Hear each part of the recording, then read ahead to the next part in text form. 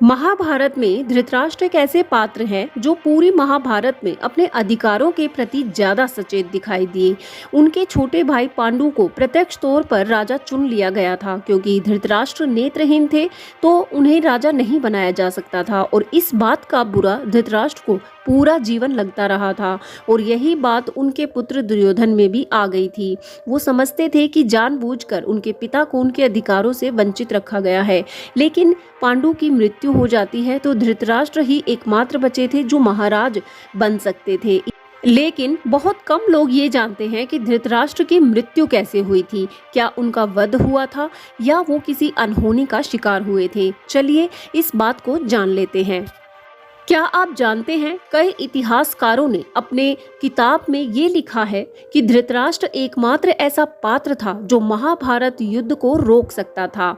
उसने जानबूझकर अपने पुत्र के मन में ऐसे बीज बोए जो महाभारत युद्ध के लिए चिंगारी साबित हुए।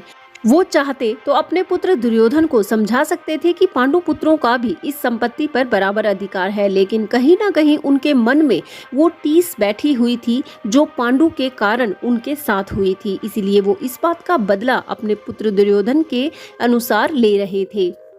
ये माना जाता है कि धृतराष्ट्र ने बहुत से गलत कार्य किए थे। उन्होंने कुछ गलतियां ऐसी की थी जिसके कारण महाभारत युद्ध का आधार रखा गया। चलिए जान लेते हैं और ये भी जानते हैं कि युद्ध के बाद धृतराष्ट्र आखिर कहाँ चले गए थे।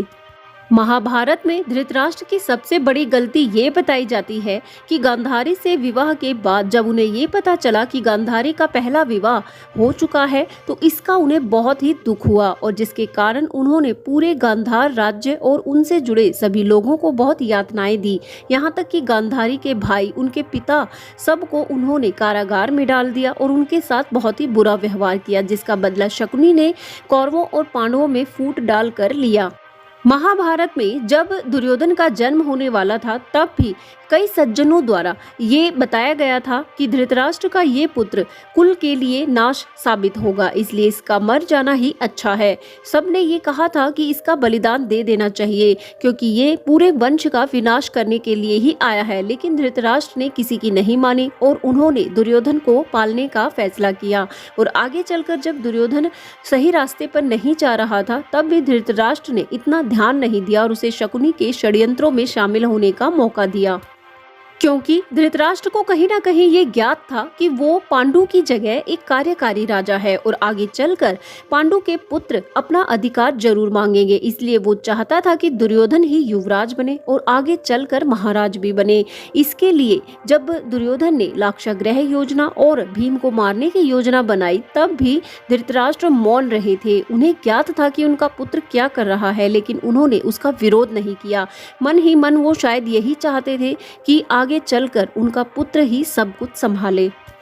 इसके अलावा जब दुर्योधन ने द्रौपदी का चीरहरण करवाया तब भी धृतराष्ट्र ने उसे कोई बड़ा दंड नहीं दिया और यही वो कारण था, यही वो घटना थी जिसके बाद श्री कृष्ण ने ये ठान लिया था कि धर्म की स्थापना का समय आ गया है और उन्हें कौरवों का साथ ना देकर पांडवों के पक्ष में ही खड़े होना है। और इसके बाद जब महाभारत युद्ध हुआ और उसके बाद सभी पांडव अपना राज्य लेने के लिए हस्तिनापुर लौट रहे थे तब धृतराष्ट्र ने ये निर्णय किया कि वो भीम को मृत्यु के घाट पहुंचा देगा क्योंकि उसी ने दुर्योधन का वध किया था। लेकिन कहीं ना कहीं श्री कृष्ण धृतराष्ट्र के मन की बात को जान लेते हैं और अपने उपाय से भीम की जान बचा लेते हैं। यही वो गलतियां थी जिसके कारण धृतराष्ट्र का पतन हुआ।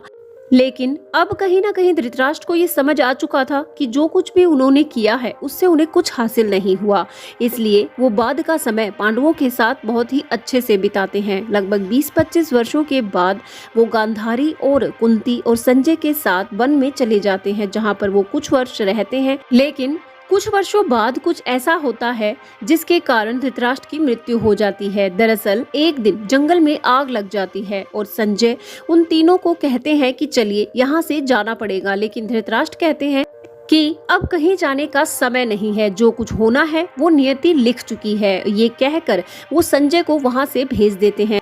उसके बाद धृतराष्ट्र, कुंती और गांधारी इसे अपनी नियति मानकर जंगल की आग में ही अपने प्राणों का बलिदान कर देते हैं और उनकी मृत्यु हो जाती है। इस प्रकार धृतराष्ट्र की मृत्यु हुई थी और उम्मीद है आपको ये जानकारी अच्छी लगी होगी। आप धृतराष्ट्र के व्यक्तित्व के बारे में क्या जानते हैं और क्या मानते हैं? अपने विचार कमेंट बॉक्स में जरूर साझा करें और ऐसे ही ज्ञानवर्धक वीडियोस के लिए चैनल से जरूर जुड़ें। इसे सब्सक्राइब जरूर करें। वीडियो अगर पसंद आया है तो वीडियो को लाइक शेयर करें।